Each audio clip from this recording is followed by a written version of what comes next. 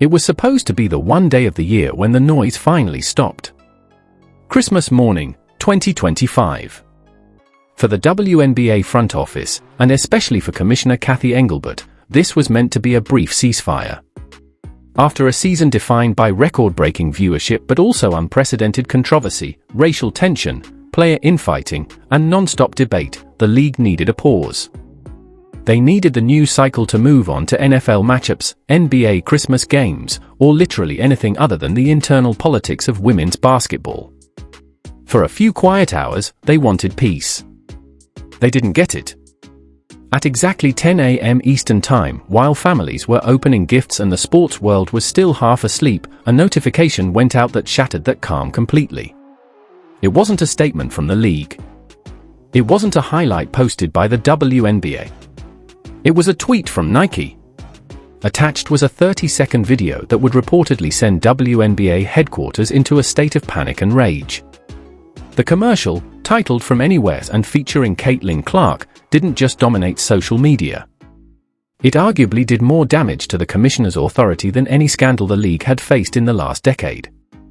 To understand why a simple sneaker commercial caused such a visceral reaction, you have to look beyond basketball itself. You have to understand the power dynamics that have been quietly shifting beneath the surface of the WNBA for the past 2 years. For decades, the league has operated on a very specific philosophy: the collective comes first. The brand is the shield. The idea of the 144 represents the belief that every player matters, every story deserves space, and no single athlete should ever be bigger than the league. Commissioner Engelbert championed this approach as a way to protect the WNBA from instability and volatility. Nike's commercial took a sledgehammer to that entire philosophy. With cinematic visuals, A-list celebrity cameos, and a swagger that felt closer to a movie trailer than a sports ad, it sent a loud and unmistakable message. There is no collective.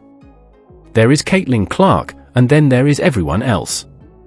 For a commissioner who built her reputation on managing balance within the league, watching one player elevated to mythic status without league approval or control was a direct threat to her power. The details of the ad only made things worse. This wasn't a montage of WNBA highlights or a celebration of the league. In fact, the WNBA logo was barely visible, if it appeared at all. The focus was entirely on Clark's personal brand. She's shown in a snowy driveway, surrounded by cultural icons, calmly sinking shots from impossible distances.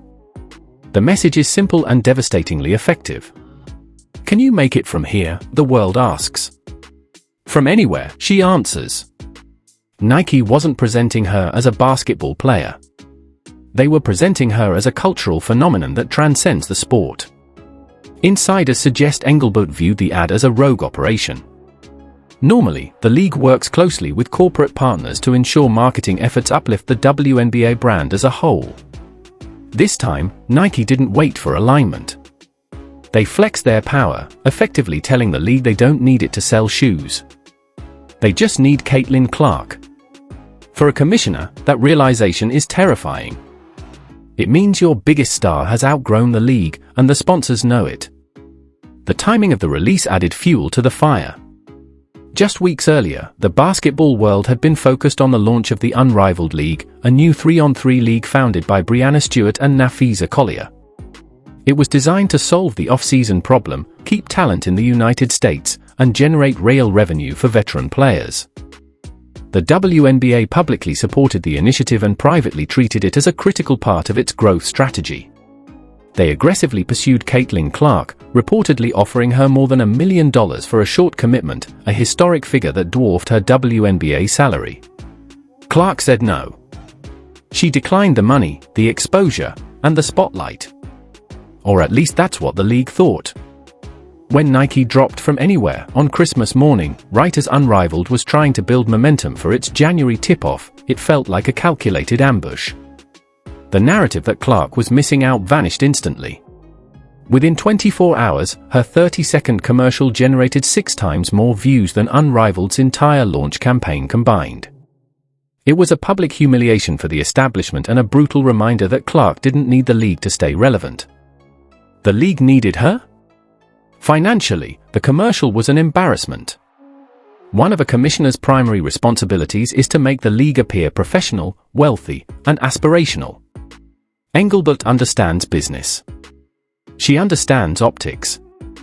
And the optics here were devastating. The production value of that 30-second Nike ad was higher than most WNBA broadcasts. It showed Clark rubbing shoulders with multimillionaire rappers and NFL stars, while the league she plays for pays her a rookie salary that wouldn't cover the catering budget for the shoot. Every time that ad airs during an NBA or NFL game, it screams that the real money is outside the WNBA. That message empowers the Players Association, frustrates team owners, and weakens league leadership. Quietly, owners have reportedly begun asking why they aren't seeing a dollar from this marketing explosion. The WNBA's biggest asset is generating massive value, and the league is cut out of the profit loop. Nike, meanwhile, is cashing checks. The most dangerous fallout, though, is happening inside the locker rooms.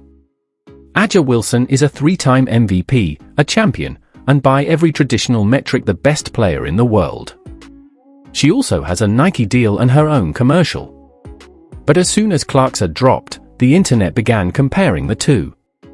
Clark's ad was cinematic and expensive. Wilson's was criticized as simple and flat. Whether fair or not, a narrative formed instantly. Nike is prioritizing Caitlin Clark at the expense of veterans. For the commissioner, perception is reality. This reinforces long-held suspicions among veteran players that the system is rigged, regardless of performance or accolades. Engelbert has spent years trying to manage on-court tensions and protect Clark from targeting. This commercial poured gasoline on those fires. Resentment breeds anger, and anger shows up on the court. If the 2026 season devolves into personal vendettas, the product suffers, injuries rise, and scandals follow. Every one of those outcomes lands back on the commissioner's desk. The cameos in the ad added another layer of controversy. Instead of honoring WNBA legends, Nike chose validation from male cultural icons. No passing of the torch. No acknowledgement of the league's history. The message was clear: Clark doesn't need approval from the past.